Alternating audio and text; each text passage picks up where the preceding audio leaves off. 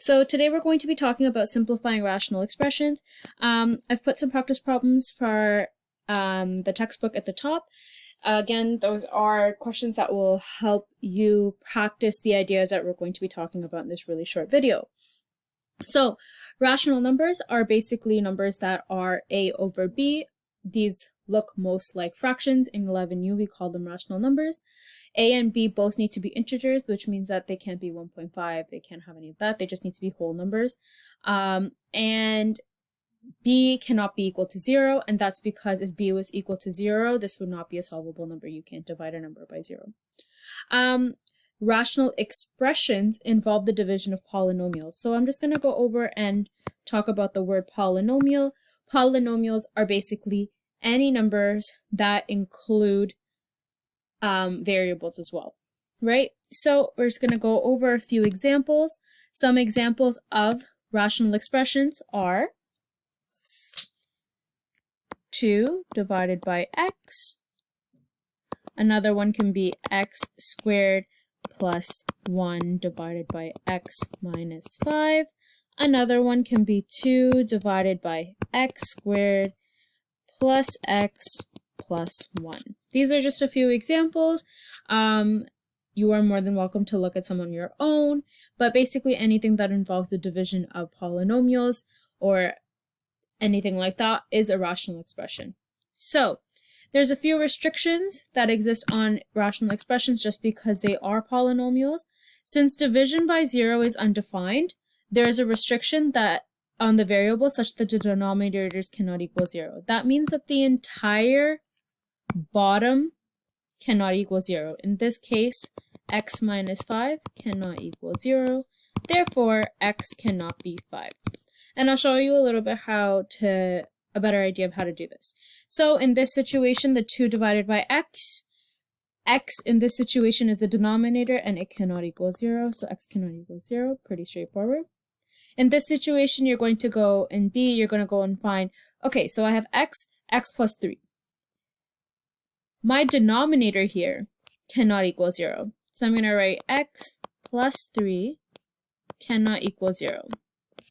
So I know that the entire denominator cannot equal 0. Now I want to find out what value of x I can't have in the bottom part of my equation, or of my expression. So x, I'm just going to carry it over and isolate for x. X cannot equal -3. So this polynomial expression, this rational expression is x divided by x plus 3, and I'd have to write x cannot equal -3. I'm just going to do the same for the other ones here. I'm just going to make it a little bit bigger so that you can see. So here I'm going to go and look at this. Again, is my denominator. So my denominator is x, 2x plus 1. Cannot equal 0. So this is where this gets a little bit complicated because you have two different x's in different places. So the best way to go about this is to just try to isolate for the first x and then isolate for the next one. This one's pretty easy to isolate for, so I'm just going to do divided by 2x plus 1, right? And then do x cannot equal 0. Because if x was 0, you'd have to multiply everything in there by x divided by, everything in there by 0, and that would give you 0. So that's one option. Since I have two brackets here, I have to make sure that I do it for both brackets, right? So one is x cannot equal 0, and then this one is 2x plus 1 cannot equal 0. Because if that entire bracket was 0, we'd have to multiply that x by 0, and then the entire bottom would be 0 again. So I'm going to do 2x cannot equal -1 because I just got the 1 over here. Then I'm going to divide by 2, divide by 2. X cannot equal -1 over 2. So when you have something like this where you have an x, you have two brackets essentially, you have to make sure that each individual bracket cannot equal 0. We learned about this when we did quadratic equations in grade 10 about the two zeros, but we'll go over it again when we do them again. So now again with D, pretty straightforward. x minus 3y cannot equal 0. Now, you have two variables here. You need to make sure that for those two variables, we know which numbers those two variables can't be. So I'm going to do it for x first, just because we always start with x. So x cannot equal 3y. And that's it. I can't really do any more division. I can't really do anything else, so I'm going to leave it as that. I want to find out what y also cannot equal. So I'm going to leave x minus 3y cannot equal 0, and now I'm going to isolate for y. So I'm going to take my x to the other side, so negative 3y cannot equal negative x. Divide that by negative 3, divide this side by negative 3, and then I have y, right here, y cannot equal x over 3. And those are both restrictions on your x and y. And you have to write them both down. All right, so just moving on. I like to always give out a way and a method of doing things. This is just how I do math. And like I always like to have sort of a step-by-step process to follow. So this is my step-by-step process that I like to follow. So when I simplify rational expressions, the first thing I'm going to do is I'm going to factor everything fully. I'm going to make sure that everything's in brackets and they're factored to the most factored I can get them. Sorry. Then I'm going to go in and I'm going to state the restrictions. So what are things that my x or y cannot equal in the situation? Then I'm going to go out and divide things again, make it simple, and include the restrictions again. The important thing to remember here is that you need to state all the restrictions even before you start canceling things out. And I think that's the biggest mistake a lot of students make, is that they wait until the end to state the restrictions. Make sure you state the restrictions at each step so that you have all the restrictions that they can possibly equal. So I'm going to go over a few examples with you. So for this one, 15x squared divided by 6xy. Just going to go in. First things first, I'm going to see, is there anything I can factor? I notice that there's an x up there, there's an x over there. So right off the bat, I know that I can do a little bit of factoring. I can factor out a some variable of x out of both of them. So I'm going to factor out 5x from up here. Or actually, let's do 3x. 3x from up there. That leaves me with 5x. The bottom one, I can also factor out 3x because 6 is divisible by 3. And I'm left with 2y. Right? Notice how I can just cancel out these 3 x's. But before I even do that, I need to remember that this is a bracket as well. And since this is in the denominator, I need to make sure that this is a restriction. So 3x cannot equal 0. Isolate for x, 0 divided by 3, right? Because I'm trying to get the x by myself. X cannot equal 0. I want to do that before I even cross anything out. What am I left with? I'm left with 5x, 2y, and I want to go and look at the bottom denominator, and it's 2y. So again, 2y cannot equal 0. Right, divide by 2, divide by 2. Y cannot equal 0.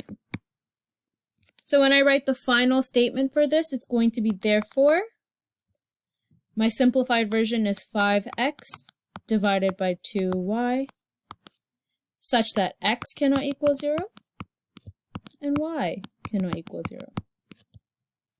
And that's my final statement. That's how I'd go about writing those.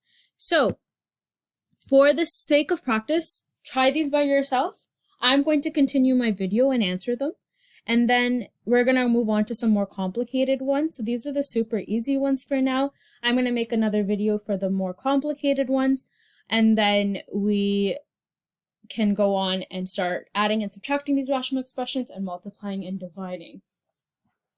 So, we're going to start with this one. X divided by 3x squared minus 15x. Again, you always want to factor both. Again, from here, factor fully both the numerator and the denominator. If you look at this number, x is pretty much as factored as it's going to get, so we don't really have to do anything to the numerator. let's factor the denominator. Just looking at this, I know I can pull out 3x, so I'm going to do x divided by 3x. What's left? X minus 5. Now, I know that my bottom cannot equal 0, so then I need to take my two brackets and say 3x cannot equal 0, and x minus 5 cannot equal 0, right? Because if this entire bracket right here equals 0, then the entire bottom equals 0. If this entire bracket right here, if this entire bracket right here equals 0, then my entire bottom equals 0. So I need to make sure that none of them are equal to 0. So 3x cannot equal 0. Very simple. Just isolate for x. Divide by 3 on both sides. X cannot equal 0. Super easy. On this side, a little bit more complicated, but not really. You're just going to carry the 5 over to the other side. X cannot equal positive 5, because when you carry it over. And then again, just got to write my therefore statement, right? So this is my most simplified version. Just going to write that. X divided by, I can't really cancel anything out. I can't really do anything with this. So, I can't cancel out.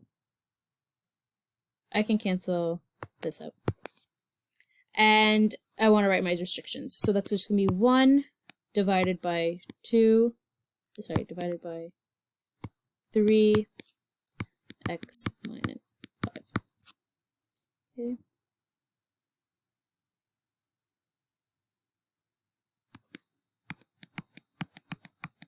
X cannot equal 0. X cannot equal 5. You can also write this as x cannot equal 0 or 5. I don't really care how you write it. I'm not nitpicky, but for the purposes of our video, we'll write it like that. Okay. Last one. So you have 2 minus 3x, 6x minus 4. Again, try this on your own. This one's kind of tricky.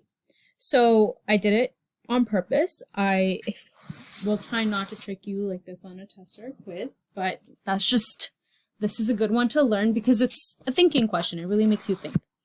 So we have 2 minus 3x. So the bottom, I just have 6x minus 4. I want to factor. I can factor out a 2. And then I'm going to have left over 3x minus 2. If you look at this bracket over here and the top bracket, it's like they're the same thing, but they're inverse in signs, which is true. So now if I want to kind of get rid of this entire bracket and simplify it really to its like lowest form, what I can do is I can basically factor out a negative from here, from my numerator.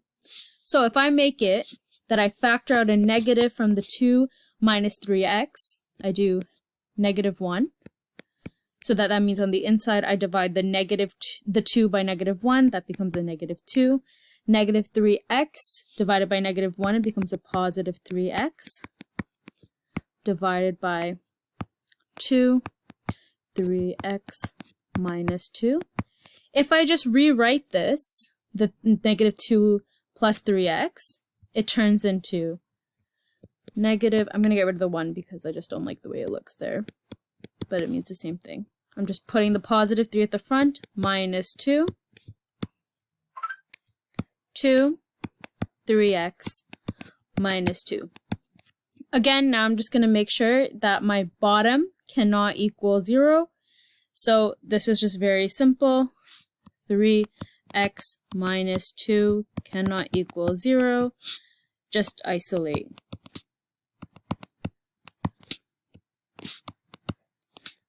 So x cannot equal 2 over 3. And then I can go back and I can start canceling things out. This is the same bracket, the top bracket and the bottom bracket are the same, so I'm just going to cross them out. So my final answer is actually going to be negative 1 over 2. So there's no variables here. X cannot equal